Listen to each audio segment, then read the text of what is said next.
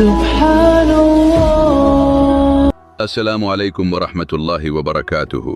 सूरतुल बकरा की ये आयत अल्लाह के हुक्म और नाफरमानी के अंजाम को बयान करती हैं। आइए कुरान का ये इबरतनाक वाक़या समझते हैं। अऊज़ु बिल्लाहि मिनश शैतानिर रजीम। मैं अल्लाह की पनाह मांगता हूँ शैतान मरदूद से। बिस्मिल्लाहिर रहमानिर रहीम। शुरू करता हूँ अल्लाह के नाम से जो बड़ा मेहरबान निहायत रहम वाला है।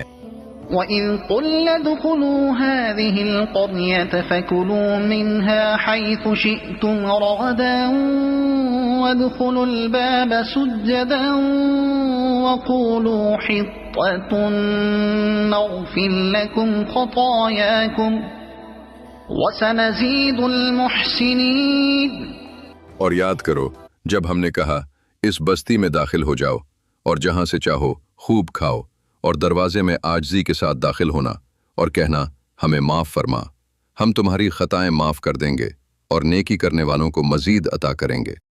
فبدل الذين ظلموا قولا غير الذي قيل لهم فأنزلنا على الذين ظلموا رجزا من السماء بما كانوا يفسقون۔ फिर जालिमों ने वो बात बदल दी जो उनसे कही गई थी, बस हमने जालिमों पर आसमान से अजाब नाजिल किया क्योंकि वो नाफरमानी करते थे।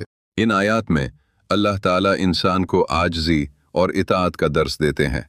अल्लाह ने बनी इसराइल को नेमतें भी दीं और माफ़ी का रास्ता भी बताया, लेकिन जब उन्होंने हुक्म बदल दिया तो अजाब नाजिल हुआ। यह हमें सिखाता है कि अल्लाह के हुक्म में तब्दीली इंसान को नुकसान पहुँचाती है। अल्लाह ताला हमें अपनी इताअत पर कायम रखे। आमीन। कमेंट में आमीन ज़रूर लिखें और सदाए कुरान को सब्सक्राइब करें।